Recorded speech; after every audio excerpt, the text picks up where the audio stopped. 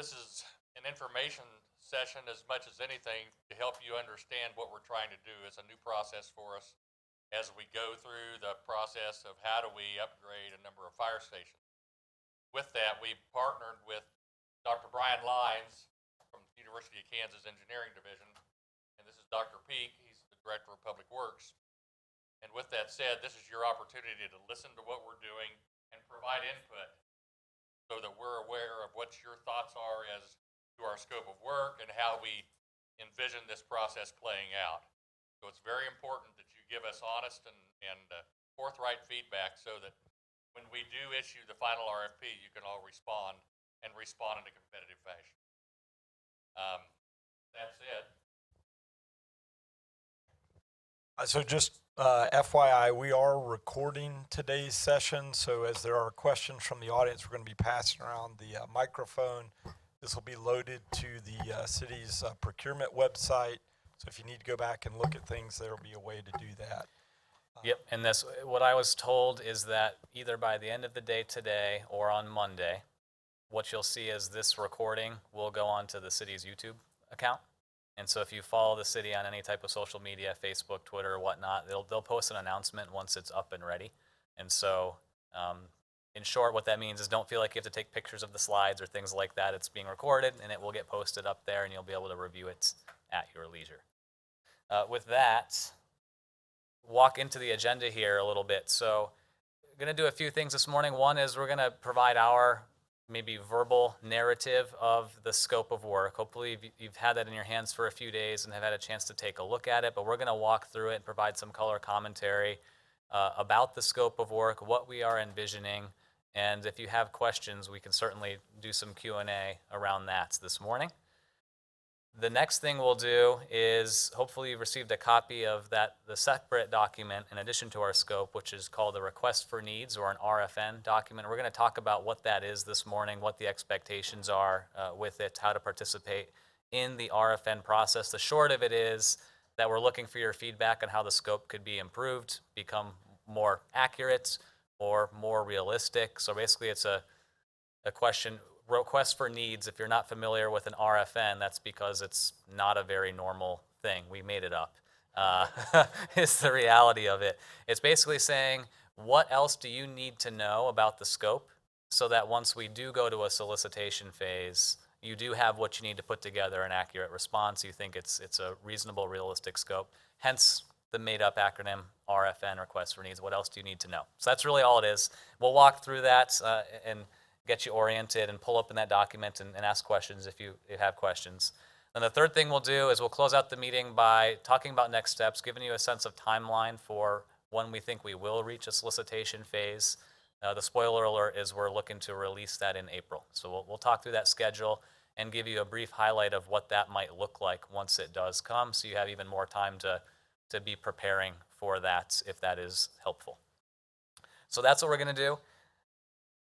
We'll start out by talking about the scope itself. I guess a couple takeaways we might want to cover first are this. So number one, really takeaway for today is we're hoping that you'll take advantage of this sneak preview of our draft scope of work, that you will utilize the RFN, Request for Needs process, to provide feedback.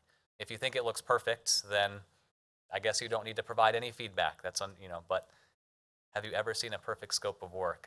I doubt it. So we're looking for your feedback. So please feel the opportunity to provide feedback on our scope to help improve it before we do get to a solicitation phase. And then the number two thing is we will talk about the upcoming solicitation process and what that's going to look like at a high level. So the other thing that we'd like to plant a seed today is be thinking about who within your firms might be the best folks to participate in that solicitation process. There will be an interview component of it, we expect. So who those people are that would be a best fit for this type of program. It'd be good to start thinking about those types of things because that will rapidly become important once we get to a solicitation phase. So fair enough? Those are the couple takeaways for today. The rest is details as long as you take away those two things. So let's talk about the scope itself. So you should have received a file that has this as a cover page. And there's a number of sections in there. Section 1 provides a summary of our scope, and it goes all the way through Section 8. And Section 8 is really that separate attached PDF, which is 100 some odd pages long of condition assessments. And we know it's a lot of information, not expecting you to read it with a fine-tooth comb at this point in time, but letting you know that it is available. You can flip through it and look for whatever is most pertinent at this stage. I guess we should start, and Jason fill in with color commentary here too, on just providing some highlights of the scope itself. So first, maybe we could start with our overall summary and objectives. Sure. So all of you driving in Topeka today probably felt a few potholes coming into town. Well, I'd tell you our facilities aren't much different here. We have several city facilities that have had a lot of deferred maintenance issues, haven't been maintained to the level of the users. And so last year we got the governing body to give us a program budget for an annual program to focus on our facilities, and a big part of that was our fire stations. So within the documentation, you'll see that program budget, kind of what our governing body has given us. And I can't emphasize enough, there is a high pressure expectation to start getting these things improved, specifically within the fire stations. And so that's why we're coming to basically this scope. Just the highlights, there's 3.8 for fire stations. For those of you that don't know our financial process, we get financial authority for 3 years. So when you look at that document, the first 3 years we have authority to spend that money. We also have a document in here that that shows you kind of as we've gone through those inspections. So our facility staff, Vince Sheets back here, Dee, where are you? They've gone through and looked at fire stations, putting together some of that inspection and kind of identified this is what we see are the major needs. And then our two chiefs over there, Chief Duke and Chief Adams, they are interested in modernizing our fire stations. So we also kind of have a renovation budget to look at things like gender neutral facilities, things that provide better living space and operations for fire department. But we have authority to spend 2020 through 2022. That's our forecast of how we think it needs. Part of the reason we're reaching out to folks like you is there a better way to program that money and leverage it to get it done? Does this make sense based on that information? And how do you help us deliver that quickly?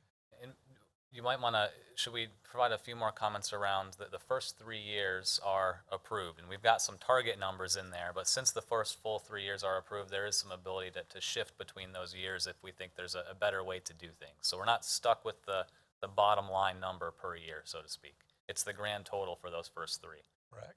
Okay.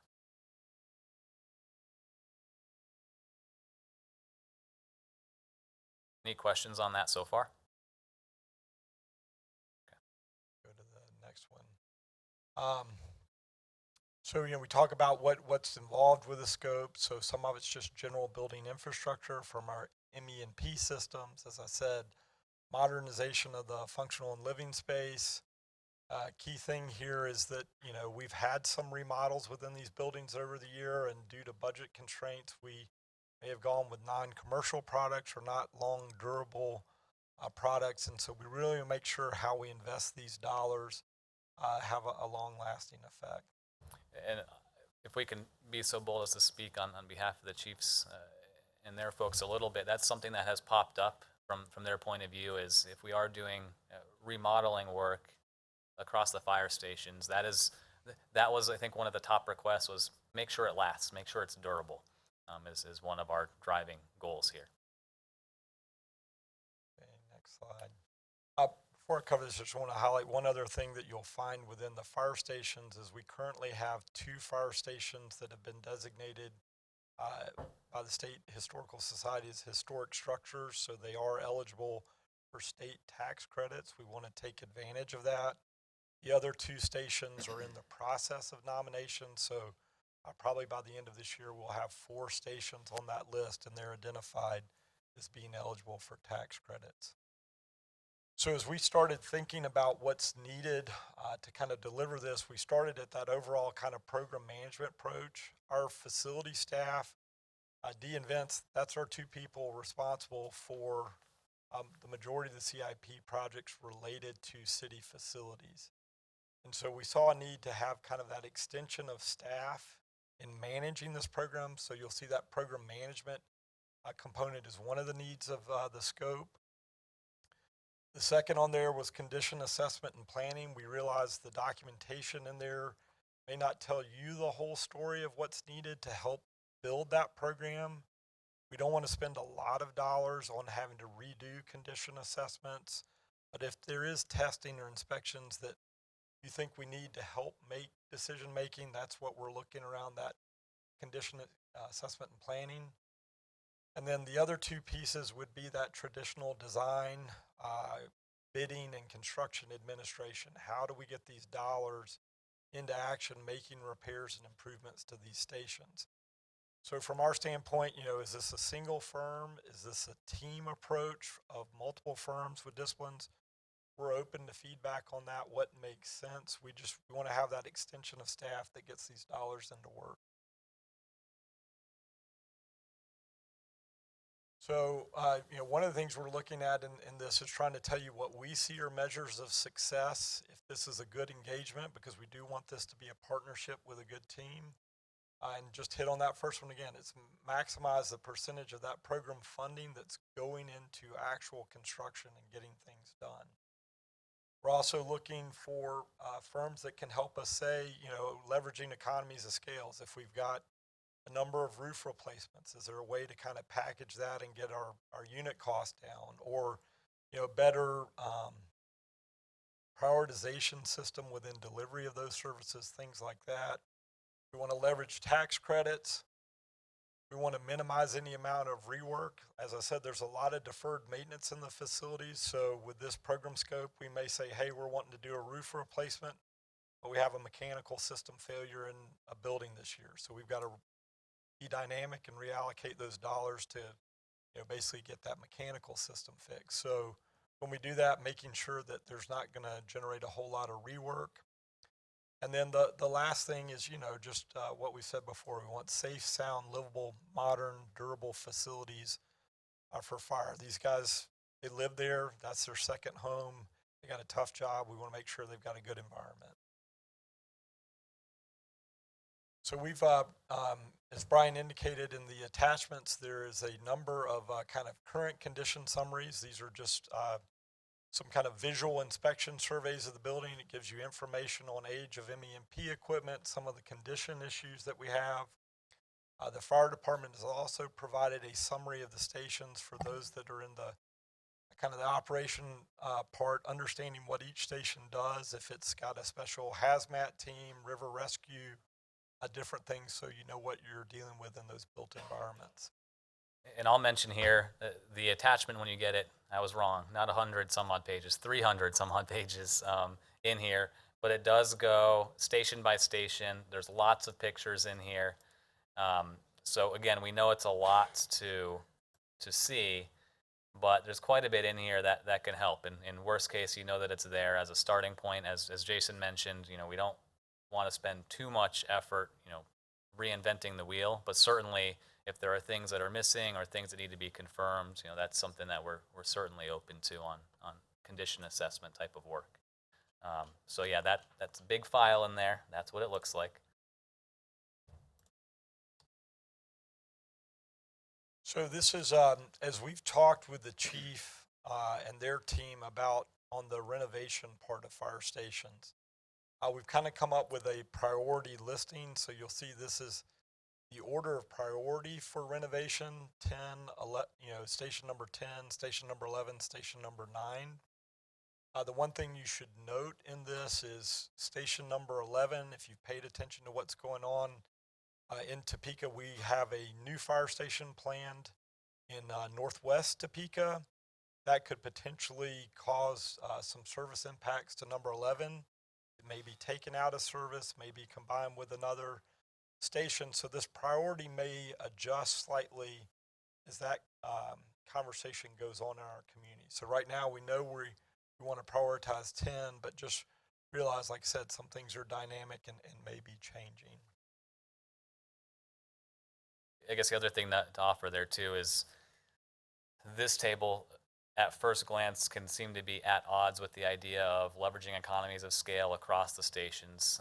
So this is just letting you know we were to do some overall ranking station by station. This is how the city views things right now, but obviously there's work that needs to get done at every station. And so it's not like we have to do 10 first and that's all we do. Obviously, we're still trying to leverage economy of scale across the entire program. Just want to be clear on that.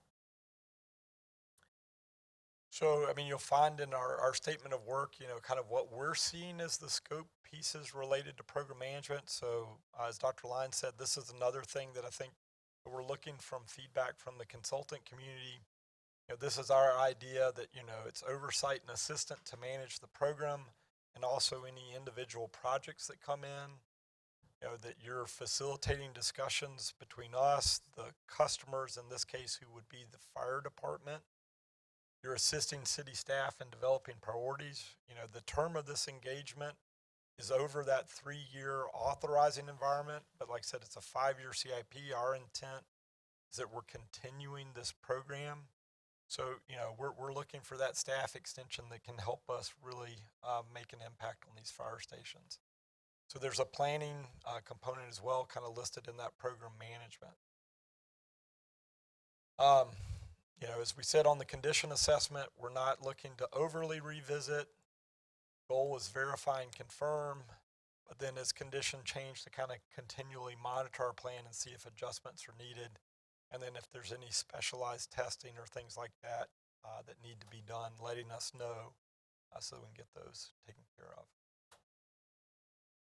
Then on the technical design services, so some of these projects are just probably solicitations for mechanical repair, may not have design work, but those station renovations, of course, are going to require some design and planning, so traditional kind of design scope. We're not talking about delivery method, is that design, bid, build, or some other fashion within here, but we're looking for a team that can help us get the greatest impact of these dollars for construction improvements. Then construction administration oversight. So, we are a thin staff, and so we're looking for that team partner also to kind of be that PM and construction manager, monitoring the contractor, managing the paperwork process for that, and then some additional construction services. So that's our 4 primary scope areas that we would see deliverables within the contract. What we've listed right now is that that program prioritization plan. We'll get into it. There's a lot of detail behind those numbers, as in getting into the station, what that electrical repair kind of includes from our standpoint, or a roof or whatever the piece is. And so that first step in this process would be the team that's selected to help us say, here's how we're going to get this program implemented quickly, and then regularly provide monthly reporting to us. Condition assessment, the deliverable we see right there is just if there's a summary list of any additional inspections or kind of, specifying what that scope of assessment needs are. And then, design services, it's going to depend on the project. And then construction administration would just be your normal inspection reporting and project documentation. So this is a great slide here. No major schedule constraints other than, like I said, we got to get this stuff moving. We realize it's a new process. So as Brian indicated, we're going to make that selection this spring. We want to get someone on board, and ideally we'd want to be getting projects underway in the fall. And that may mean solicitations to contractors for work or some actual repair work going. But there's a not a schedule constraint, but definitely a high priority to get some work going. We're interested in hiring a consultant, possibly to deliver this program for the next 5 years. I think that's something we need feedback from on the team. I'm sure all of you guys would love to have a 5-year work stream for your teams guaranteed, but if you look at it and knowing some of the uncertainty in the environment, we're definitely open to feedback of how that gets structured. Talked about funding, and then just the last one reiterates what I've already said. We've covered this, just total budget. Once again, this is the kind of a summary level by some of the trade categories of what we see within the document. Like I said, there's additional detail of what station and what dollar value. Brian, if you could go back one. Yep. So for just example, electrical, 29,500. That's a summary of electrical repairs across multiple stations. So you can find that detail in the documentation. And, you know, the remodel numbers, I think that's the one that there is a lot of uncertainty around because there hasn't been that fully team scoping with the fire department. That's kind of from our facility standpoint of view of what's needed. We definitely learned a lesson when we did 3 and got into that project that we way underestimated that renovation scope. So I just, that's kind of when we look at our budget numbers, that's one that we see a lot of risk around is how well have we done on that. And, you know, I think helping us work within that program to say maybe those numbers are under, but if you're really trying to get this objective of renovation, here's what's needed, and thinking about the fact that this is an annual program that we're trying to implement for a long term. So this is looking kind of just at the renovation priorities. So you can see those budgets. And as I said, you know, when we originally laid this out, 11 is definitely the station with the most need and priority to be done. But the policy discussion out there means we need to hold off investing dollars. We're going to have to replace a roof on that building this year just to kind of protect that building envelope. But we know from a renovation standpoint, if we're keeping that, that becomes a very high priority, but we won't know that decision until probably third quarter of 2020. If you've ever watched government committee processes, it's a fairly aggressive date, so I'm hopeful the chief and team deliver that for us. And then quick question on that, as you mentioned that 11 is getting a new roof. Is that part of these dollars, or that's a separate project? So it will come out of this facilities fund, and that's just, you know, like I said, the dynamic nature of this. Some of these decisions we're having to go ahead and make just to kind of keep things moving, but we want to have this long-term systematic process in place to administer the program. Well, that's me talking, so you're probably tired of listening to me. I'm sure there's lots of questions. We definitely want this to be a conversation, so we'll take questions and pass the mic around.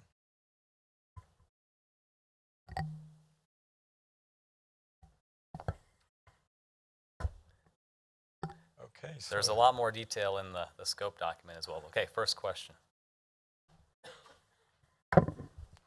How did you come up with your budgets and your report? Who came up with that report?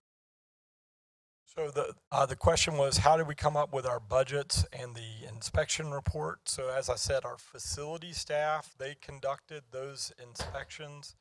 They looked at pricing of what we've paid for some of those system repairs. And then the modernization was just looking at what we saw from kind of a building infrastructure need in those renovations. So probably doesn't include costs for like to get to gender neutral or significant building renovation with that. Is there anything else you want to add on that, Vin?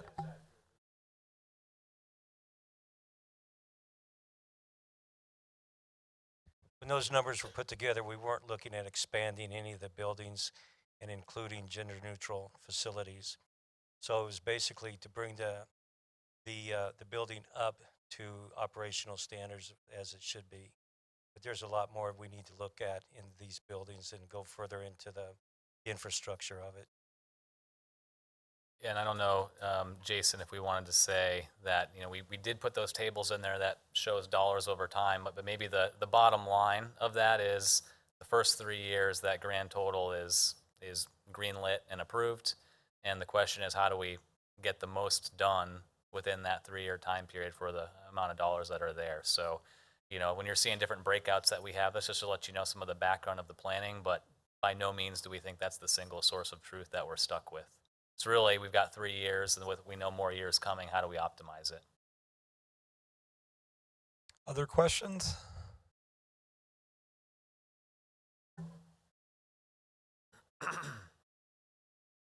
Did your budget numbers include project management fees and subsequent architectural engineering design fees for the implementation of the bid documents and the project management? And also, did they include contingency monies? And then once you back all that out, what do you really have left over for renovations? Yeah, so the general sense is that budget is all inclusive of what this team would deliver. There is, typically a 10% contingency at this program level, and so assuming some consultant fees as well. But the short answer is that budget, that's all we've got here.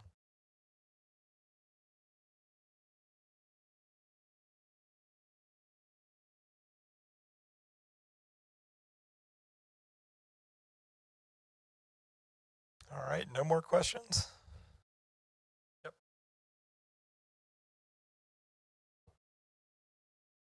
In the renovations, what kind of emphasis are you putting on sustainability and firefighter kind of health and wellness? That's a great answer. I don't have a specific, the city doesn't have a lead kind of goal or like a healthy buildings goal. We've taken that into consideration when we do design projects. What I would typically say is we are looking at, life cycle costs, what's the best investment there. So durable materials, energy efficient systems, building health and wellness are important to us, but we don't have a specific policy directive around that. And I mean, we wouldn't be looking to do LEED certification. I just want to make that sure that's clear. We don't want to pay to document it. We want to pay to get something done. One quick thing I might add in there is, I don't know if Fire, you want to add any comments of what the department sees as top priorities for renovations and upgrades.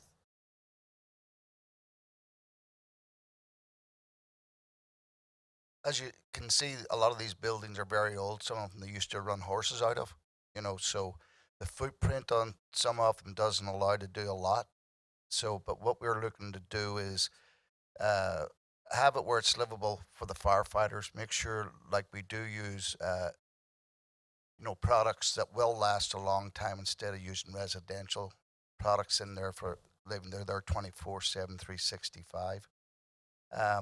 We're looking to where obviously the gender neutral. We're looking to where the upgrade the infrastructure, the electrical, everything like that there, and the structure itself. We're looking at having generators at all the stations because obviously we need to keep operating when the power goes out. The bad thing about it, someone was mentioning about the health aspect for the firefighters. Some of these buildings aren't structured right now to do that, to have a separation. The larger ones are, and we're able to do that, where we have the living quarters away from where they take off their, PPE and where the apparatus is and that sort of stuff. That's something we'd definitely look at if the building was available to do that type of structure within it. Kelly, you got anything? No, I think just an emphasis on the durability and reliability. These, these buildings are lived in 24 hours a day and worked out of. So we want to be able to ensure that the firefighters are able to be there, be comfortable, and provide their service to the citizens 24 hours a day. So keeping them up and running is our main objective. And the last thing I'll add on that, in the statement of work, we have listed kind of a level of priorities to help you think about what we see as priorities. So building infrastructure is kind of number one, as the chief mentioned about generators. For those that don't have them, that's definitely a lower priority. So we've tried to develop a little bit of a matrix to help you give us feedback on this is meeting those priorities and helping us figure out some of those trade-offs. There's a question up front. Okay. Any other questions?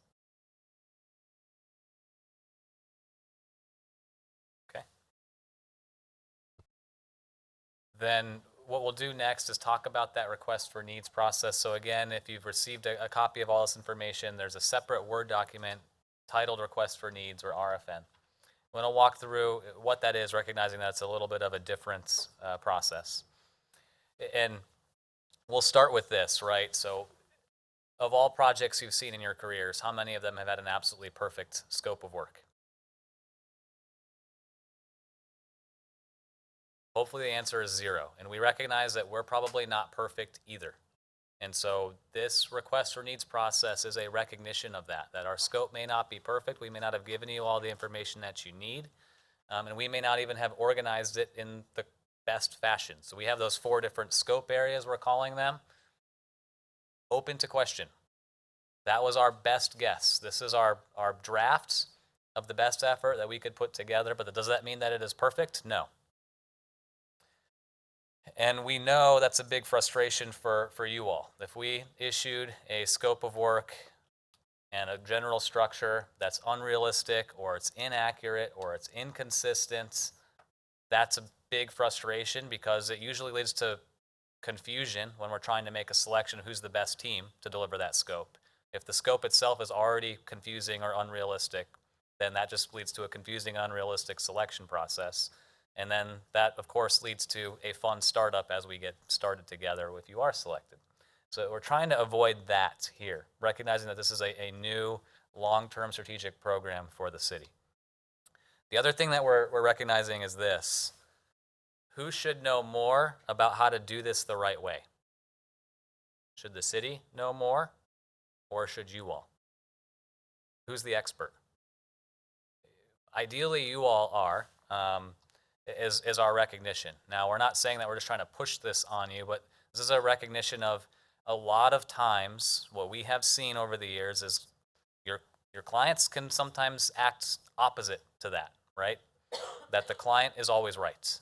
And the ground rule in this particular program is that the client is not always right, that you are the experts, and we want you to feel the opportunity and the responsibility to bring forward ideas and to challenge us and to question us and to make recommendations. So again, we've put together this draft scope of work to the best of our knowledge and ability, but this is our first time doing something like this. And we are not the design professionals that you all are. So that's one reason where you can essentially think of this as almost a temperature check, where we've said, here's our draft. How's it look, right? So a couple other things too. We really want to avoid, when we get to a solicitation process, we want to avoid having a poor scope of work. And what do we mean by that? So this could be the consultant community's perceptions if we issue a poor scope of work. If it's unclear, what does that mean? Is it unclear? Are we missing things? Or are we being overly prescriptive? So it's always that battle of, are we being too open-ended and missing things versus are we being overly prescriptive, and that starts to tie your hands with how to go about this in the right way. And of course, we want to marry this up with a procurement process that is fair. But if you see these types of things, if this is the perception of our scope, then we know that has a negative impact on this overall program. You may not even want to respond if we think this is unrealistic. The more guesswork you have to do going into your response, then the more uncertainty, the less incentive there is for you to send your best people, because it's a guessing game, right? So we're trying to avoid those types of impacts here and give you the chance to guide this in the right way. So what are we trying to do here is we're not trying to create a perfect scope. Even going through this process up front of the request for needs, we're not seeking perfection. We're just trying to put out what we would call an effective scope of work once we get to a solicitation phase. What's an effective scope of work? Well, we hope that we can get to a point where we're giving you all the information that you need to know to put together the best response, to think about what's the best team to approach this type of a program. And we feel like if we can give you a scope that at least does that, gives you what you need to know, then ideally we've done an effective job with our scope. Is it going to be perfect? No. Are there going to be assumptions made? Yes. But can we at least arm you with the key information that you need to know? That's really our fundamental goal here. So in short, I'm repeating myself here a little bit, but this is the opportunity to let us know. What do you need to know? What do you want to know? What else is missing? And we want to make sure that our scope is going to be realistic, achievable, fair, and again, achieve that balance between not being too open-ended while also not being overly prescriptive. And hopefully we've beat that dead horse into the ground of the client's not always right. Yes, we've laid out year-by-year planning, but really it's almost, you can almost, this is probably bad to say, you can almost view it as one big pot for the first 3 years and help us organize that in the right way. So don't feel restricted by that. The steps, how's this going to work? So we've already issued the draft scope of work. If you don't have a copy of that, please let us know. But that was distributed out there. The idea is to take a look at our draft scope and then pop open that request for needs document, and there's a few questions in there that we're asking you to respond to. And the idea is you respond via the RFN, let us know what's missing, what could be improved, what's unrealistic, those types of things within our scope. And then our goal is to take your feedback and to do an update before we get to a solicitation phase. So if we get an overwhelming response that, hey, how you've organized this is unrealistic, you should do something else, and ideally you recommend what that is, then we're going to take that internally and make a decision and say, yeah, that does make sense.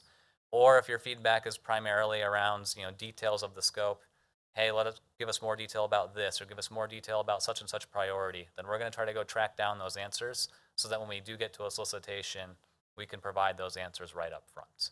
And so that's the basic idea, and how we're going to use your responses to this is make decisions about how we can structure this in a more appropriate manner, if applicable, and then also answer any questions you have so that we're fleshing out the details of the scope and giving you what you need.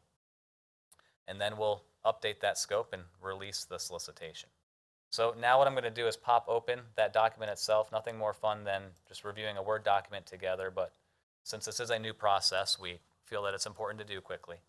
So when you open up the RFN, request for needs, it should look like this with a cover page. It mentions that Leah is the single point of contact, so when you do submit your responses, all you need to do is send it to her. There's a table of contents, there's some backgrounds, but if you've got the scope, the project overview here becomes redundant. Walks you back through the objective of the RFN, which just reiterates all the things that we've been talking about this morning. And then really the key section is section 3 here. And in section 3, this is all we need in terms of your responses. And even in here, it's completely voluntary and up to you what you respond to, if at all. So you can respond to one question, you can respond to all the questions, or you can respond to none of them. There's nothing mandatory here when we get to a solicitation phase. We're not going to look and say who responded to the RFN. Only they can participate at that phase. No, it's completely open. This is just an opportunity if you want to take it. We think it's a mutually beneficial opportunity, but it's completely up to you. So let me walk you through our questions and ask me for logic behind these if you'd like. First question is really just a series of small questions to give us a rating. 1 to 5, disagree to agree. So 5 being strongly agree, 1 being disagree. We're looking for the overall temperature check here. Do you think that our scope is reasonable and realistic at a high level? Have we clearly defined expectations of your roles and responsibilities if we were to bring you on board? Agree to disagree. Did we do a good job with those 4 scope sub-areas, the program management area, condition assessment and planning, technical design services, and construction administration and oversight? Is that the right way to think about this in our minds? Are we missing something, or should that be reorganized?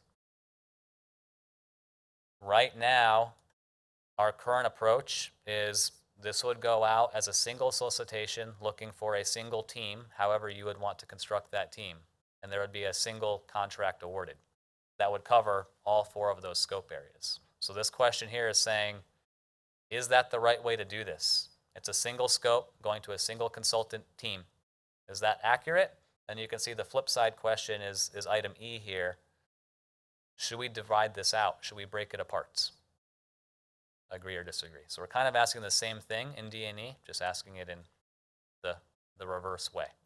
But our current default position is put all this scope out there and go out with a single solicitation unless you tell us that that's the wrong way to do it. Questions on that? There's some room to provide recommendations. So if you tell us you totally disagree with something, you can give us a few bullet points of why. that would be helpful, if applicable. Clear enough? The next two questions are more into the details. So question 2 and question 3. Question 2 is saying, what else do you need to know about our current state or our current conditions? Is there anything else that we can provide? And all we're looking for here is literally bullet points of questions that you might have. City, please provide blank. Please provide X, Y, and Z if you have those answers. And so if you just submit bullet points of the questions you have, of items that would be helpful for you, then our goal is to track that down and get those answers before we issue a solicitation. If you ask us for something that we simply cannot get, then we will just be forthright and tell you that at the solicitation phase. We recognize that this is important information for you to have, couldn't get it done in the time frame given, and now you know clearly where the uncertainty lies in this scope. And at least we're all both on the same page about that. So we'll do our best to get you the information. If we don't have it, we'll also let you know that as well.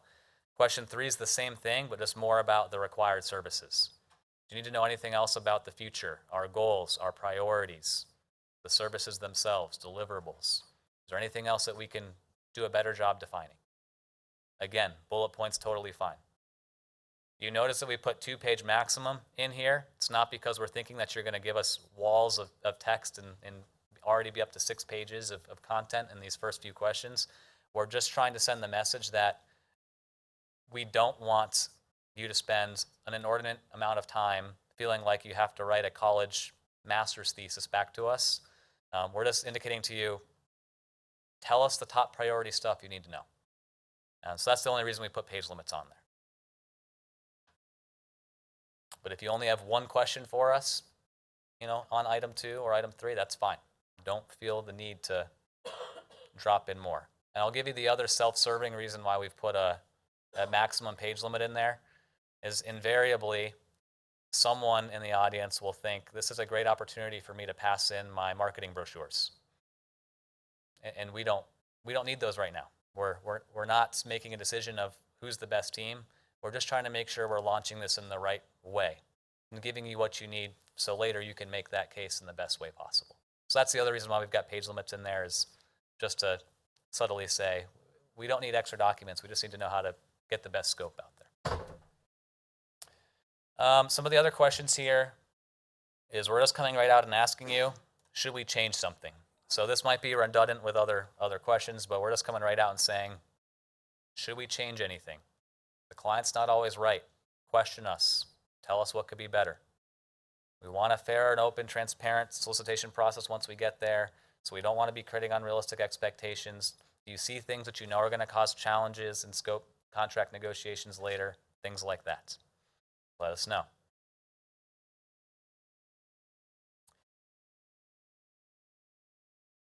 Are there things that you've seen in our current scope that might bring risk to us or could be taken advantage of in a solicitation process? If you think about it and you're like, oh man, I can think of a competitor who might take that in the wrong way and bamboozle the client. Just being honest, right? Let us know. We want it to be fair. Would it be helpful to have a site walk, or maybe walks plural, when we get there? Yes or no? And if so, what would you primarily like to see so we can optimize that for you? What's an optimal contract length? So obviously we've got 3 years of funding that's currently approved, with subsequent years as a part of a 5-year program and maybe ongoing from there. But let us know what makes it most worth it for you is the idea. What's the best structure? And then the other thing is knowing that there's different scopes involved here. There's program management, condition assessment and planning, traditional technical design services, and also the construction oversight aspect. That might be different ways of looking at fee for you. So what's the right way to do that is part of our question as well. So making sure that we're going into it with a clear expectation of what's the right way to structure that for you all. That's one of the unknowns for us, not having done a multi-year program like this before. So we're just going to come to you here and say, what's best for you? Let us know. So that's why we're asking that question. And that's it. Just those 8 questions. You can respond to any combination of them that are relevant, that you think would help once we get to a solicitation stage. So again, I'll pause and take any questions on this. Question up front, yes. You mentioned that one of the risks of a poor scope of work was not having competitive pricing, which makes me wonder what is the role of fee proposals and pricing in select firms? Gotcha. Are you basing it on low bid or? Good question. That's the next thing we're gonna cover. Okay. The short answer is that was a stock slide that Yeah, that we use for all kinds of project types. So we're not trying to scare you that it's not going to be a low bid process. The other question is, have there been environmental assessments in these buildings? Ooh, good question. So the question on environmental assessments, no, we haven't had any of those done, right, Vince? Thank you. Good questions. Any other questions on this? We will talk about the upcoming solicitation process. It'll be heavily qualifications focused.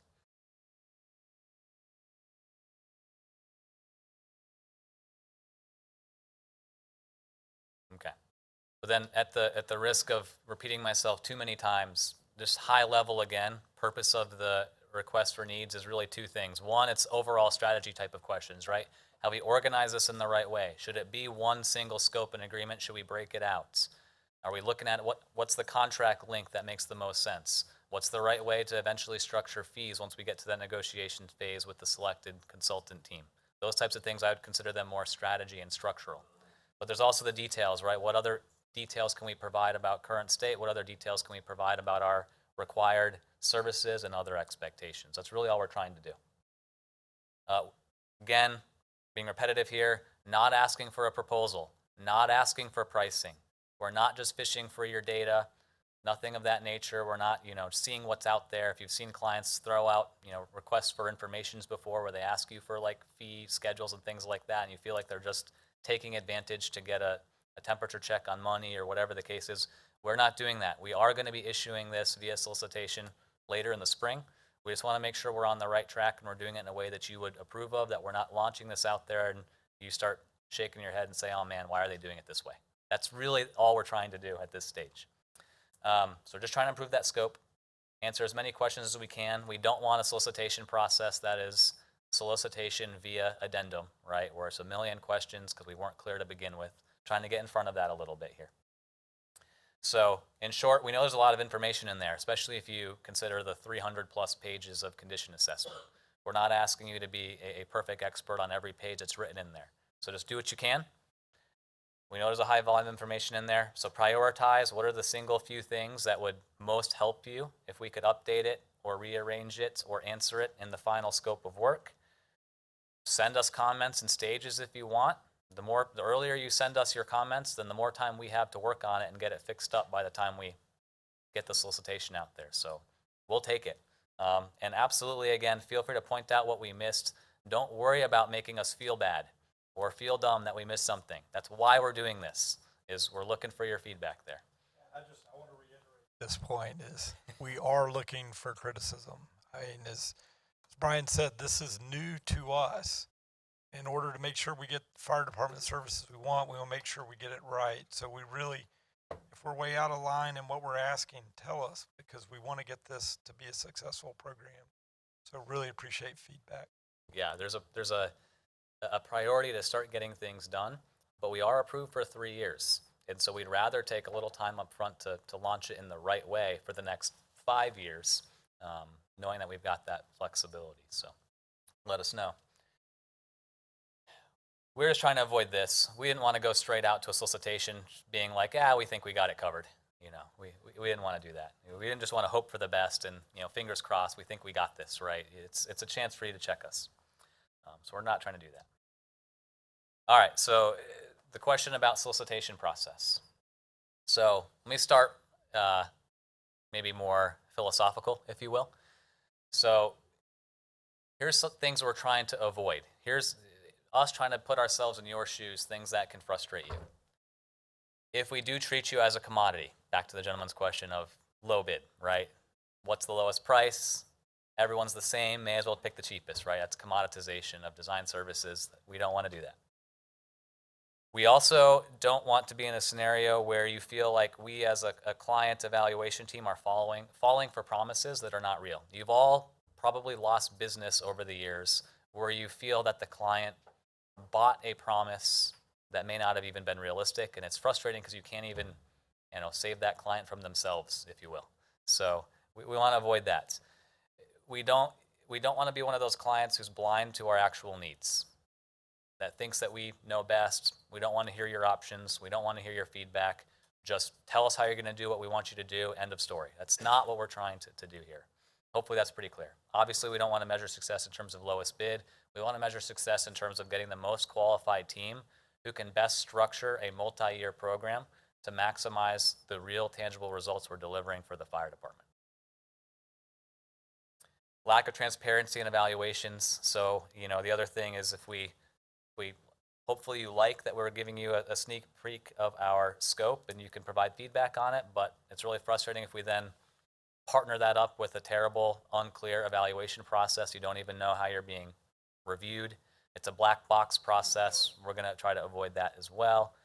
And more of the same, right? And yes, being in a hurry to get things done, as we said, there is a priority to get moving, but there's an even greater priority to do this the right way, knowing that we're setting up a multi-year partnership here. So, flip side, right? What's a good client? I gave you the first answer. Audience participation time. We don't need a microphone for this. What else is a good client?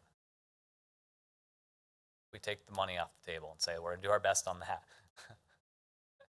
What else makes a good client for you? Yes, sir. Someone who listens. Well, fair, transparent, open, values your expertise, doesn't micromanage, listens, darn. Perfect, you had it. Hopefully these other ones are good too, right? Listens to you. That really, you're right, that really encapsulates it right there. So like a client who listens to you also is not going to micromanage you, is not going to get in your way, is going to listen to what resources you need them to be prepared with, what decisions you need them to make. And I will put this other one in here too. Want to make a fair profit. There is no, this might sound kumbaya, but there is no such thing as a win-lose relationship. This is a multi-year partnership we're trying to embark upon. If we are winning, but you are losing, you are bleeding, fee, that is not sustainable. On the flip side, if you're doing fine, but we're not seeing good results, that's not sustainable. Whenever there's a win-lose relationship, what we have found historically is whoever's losing generally drags the other party down too, and it becomes lose-lose by default. So we want to pay you fairly for your work. We need your expertise, right, to do this properly. And then what we're getting there is delivery of results. So in short, what we're going to try to do in the solicitation process is present ourselves as if we are a client of choice for you. That's our goal. We want to be a client that's worth taking time on a Friday morning to come learn about their scope and provide feedback. We want to be the type of client that listens to that feedback. We want to be the type of client that treats you fairly in a competition stage. And hopefully, therefore, it's worth spending some time thinking about our scope and thinking about the best team structure that you can bring forward at that time. What does a good client help you do? Usually be more profitable, not necessarily by charging more, but by staying out of your way and letting you do the work in the right manner. So it's that efficient, effective idea. So, upcoming RFQ process. So again, heavily qualifications focused. We will specifically define the evaluation criteria and tell you exactly what they're worth. There will be certain portions of the response that will be blind and anonymous. We're not doing that to scare you.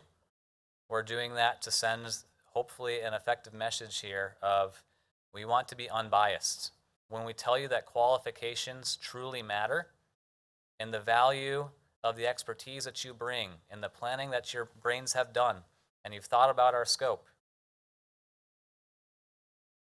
then that quality of those ideas and those qualifications truly matter. And qualifications are more than a logo, and not everyone likes to hear that. Qualifications are people. It's the quality of the team. We'll tell you exactly how we're going to score you. We will offer you debriefings. So successful or unsuccessful, we will offer detailed debriefings. So you'll get to know exactly what we thought. We'll do that one-on-one with you afterwards, give you a lot of feedback. We're going to ask for short proposals. There will be page limits, maximum page limits on what we're asking for. And that's, again, to communicate that we're not asking for the world. We're just asking for a focused response for this program that is a 3 to 5 year or more decision. It's a big deal. So, but to be fair to you, we'll limit the pages. Everyone has the same shot at it. Keep it focused and not ask for too much. And quality is going to matter as well. So we are going to look at what's your plan of attack. If you were selected, how would you want to go about this? What are your initial thoughts? We know you don't know everything at that stage. You haven't had a chance to start working with us. The contract's not signed. We get it. There's some uncertainty, but we do want to give a sense of how would you organize this? How would you attack it? What's your plan? What do you recommend? And then resources. People are important. So we're going to ask who might be some of those critical team members. Let's talk about their qualifications in addition to your firm. Does that make sense? So I know that's still a little nebulous. We're not showing you exactly what the solicitation looks like, but that's what we are going, we're going to make sure that it at least follows this bullet point list. Schedule. We're asking for your responses via the RFN. So basically give us feedback on our scope by March 12th. So it's almost exactly 2 weeks remaining. Again, prioritize. Tell us the key things that you need to see. That gives us 2-3 weeks or more to track down updates, get you answers, and release a solicitation in early April is our goal. So we will put out a notice of that. Once we have a more definitive timeline, we'll let you know. So look for that. We'll send out another mass blast communication letting you know.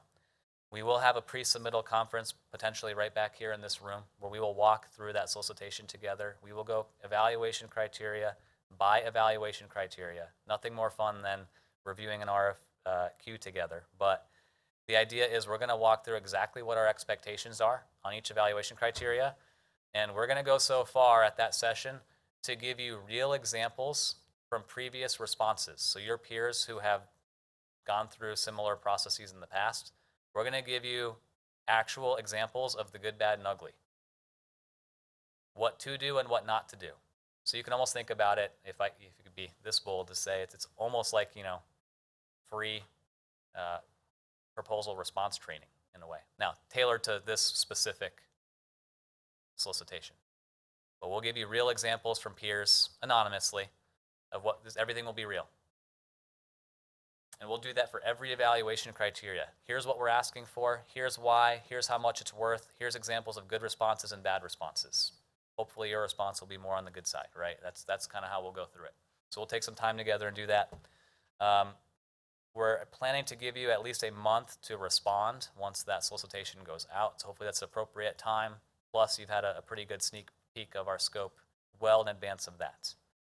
We'll get through evaluations probably across that next month and get into contract negotiations and get this thing signed in the early summer if we can. And then we are rocking and rolling from there.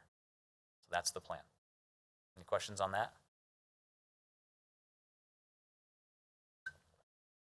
Okay, so then bringing it all back to a close, next steps. Again, bottom line, please give us feedback on our scope if it needs changing. Lack of response tells us that our scope is pretty good and we should just proceed as is. So worst case, you'll get the same scope you see already. Best case, we're going to make it even better based upon your feedback. We'll get to that solicitation stage. We're going to do our best to make that very fair, put you on equal playing grounds. I don't know if this is good or bad to say, but we want to review you based upon merit and qualifications at that stage, not on marketing ability. And we'll talk about that as we get to the solicitation. So same things, right? Be thinking about teams who could be available for a solicitation process coming in April. And with that, we'll pause for any last questions, but that's all we have for this morning. Efficient, effective, done early. All right. All right, really appreciate everybody coming out this morning, and we look forward to getting those that feedback through the RFN process. So thank you. Yeah, right. Leah Bowling, who could not be here with procurement, her email address is on the slide and in the RFN. Will be handling all communications on the solicitation through her. So please direct them appropriately. Thank you again for your time. We really appreciate it. Have a good weekend.